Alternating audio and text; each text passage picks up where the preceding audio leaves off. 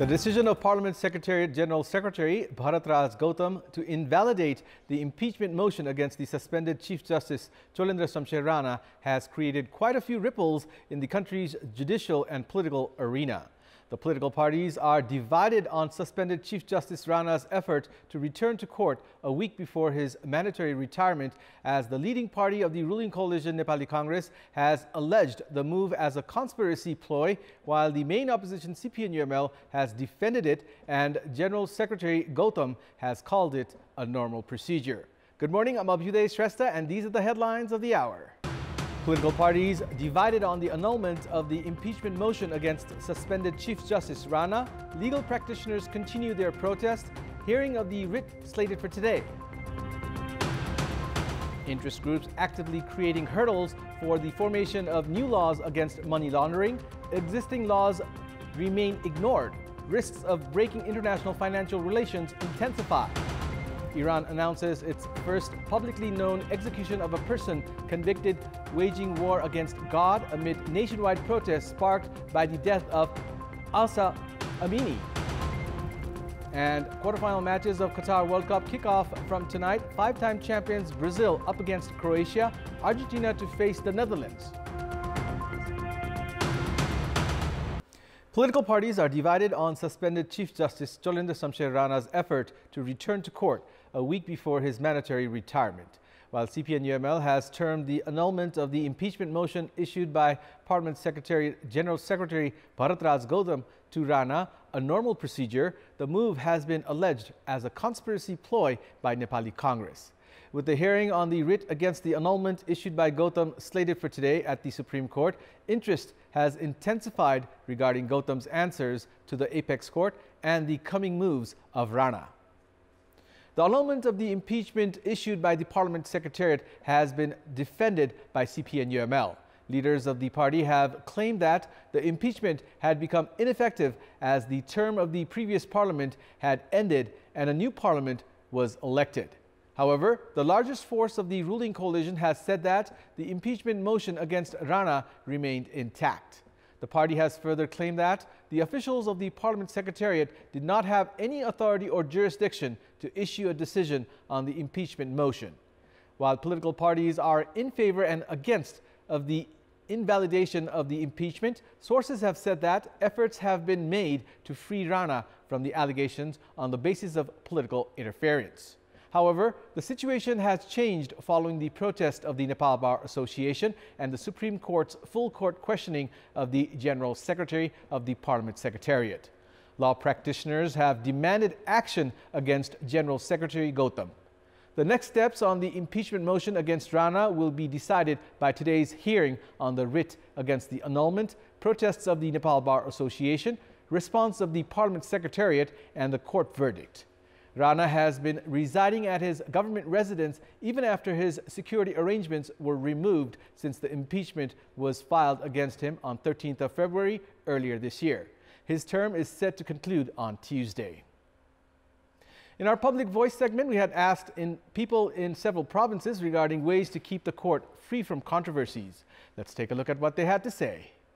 Public Voice. महिला न्यायाधीशको संख्या बढाउनु पर्छ भागभण्डा गरेर न्यायाधीश नियुक्ति गर्ने चलन छ त्यो छिटो रोकिनु पर्छ न्यायाधीशले फैसला गर्दा दलहरुको प्रभावमा पर्नु भएन राजनीतिक भागभण्डाको आधारमा न्यायाधीश नियुक्ति गरिन्छ न्याय चाहिँ सबैलाई समान रूपमा हुनु पर्यो अदालत स्वतन्त्र हुनु पर्छ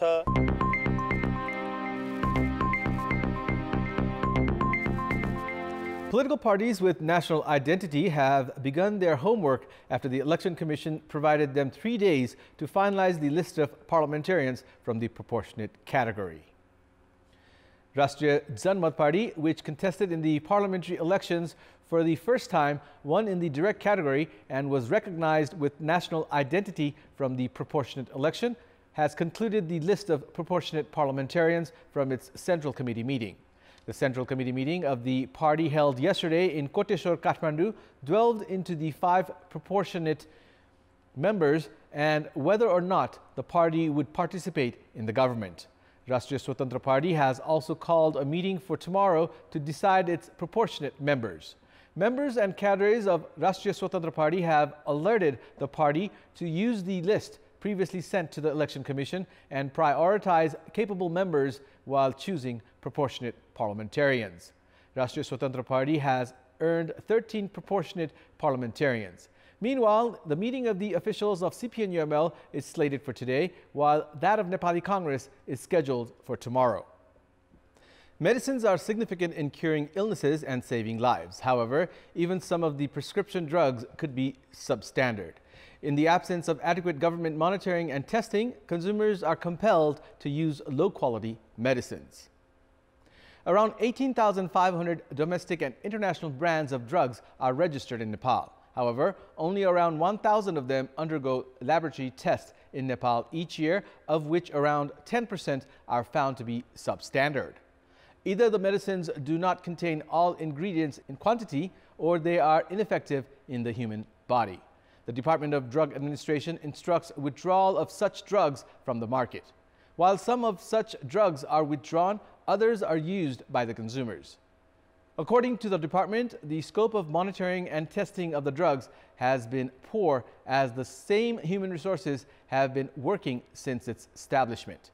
During the establishment of the department in 1979 with 49 staff, there were only 2 pharmaceutical companies and 1,000 pharmacies across Nepal. A total of 83 pharmaceutical industries are in operation in Nepal at the moment, with 24,000 pharmacies. Despite the expansion of the administration in Nepalganj, Biratnagar and Birganj, the administration still does not have adequate human resources. Even in such a situation, the government does not seem to be interested in increasing the administration's human resources. Experts say that at least 3,000 medicines should be monitored and tested every year. However, Nepali consumers have been compelled to bear the brunt because of lapses in monitoring and testing in the country. The use of substandard drugs therefore also poses serious risk to public health. It's time now for our segment Public Pulse, where you text us with your opinion.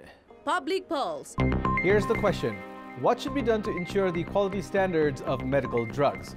Your options are A. Manufacturers must be sensitive, B. Regular monitoring and tests, and C. Consumers should be aware. The voting is on. Type NEWS, select your option A, B, or C, and send it to 34001 to share your opinion with us. The absence of adequate laws related to money laundering, ineffective implementation of existing laws, and failure in ensuring required amendments have increased risks of Nepal falling to the gray zone of the international agency, the Financial Action Task Force studying money laundering and terrorist financing. Despite the tabling of a proposal for the amendment of laws related to money laundering at the Parliament to avoid the drop, it was not endorsed because of the influence of some interest groups. As a consequence, Nepal's position in terms of money laundering has weakened. The Asia-Pacific group of the Financial Action Task Force are currently in Nepal with a 9-member team. The team is currently studying money laundering aspects of more than 5 dozen government and private organizations. As Nepal was lacking behind in the implementation of laws regarding money laundering, 15 amendments were tabled at the Parliament. However, despite the endorsement of those amendments from the House of Representatives, they were not ratified by the National Assembly because of the influence of some interest groups.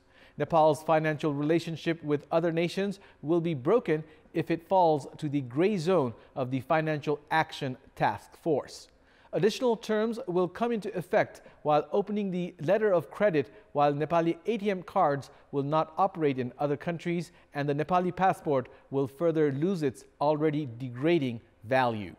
Despite the Nepal Rashtra Bank understanding the situation and making required efforts, the government does not seem to be aware.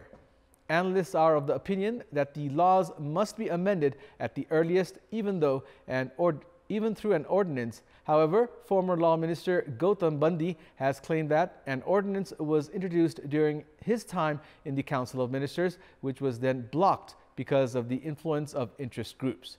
Further complications have now surfaced because of the recent rift between the Ministry of Finance and the central bank. Experts are of the opinion that Nepal's status appears weak in the pre-audit itself, and the chances of dropping to the gray zone, therefore, is highly likely. Even in such a situation, the government has not paid adequate attention. That's all for the moment. Thank you for watching. Have a good day.